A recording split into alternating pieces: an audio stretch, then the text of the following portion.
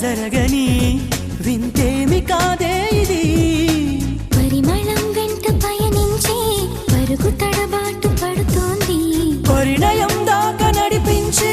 పరిచయం తోడు కోరింది దూరం తలంచి ముహూర్తం ఇంకెప్పుడు వస్తుంది గుండెల్లో ఏముందో కళ్ళల్లో తెలుస్తుంది పెదవుల్లో ఈ మౌనం నీ పేరే పిలుస్తోంది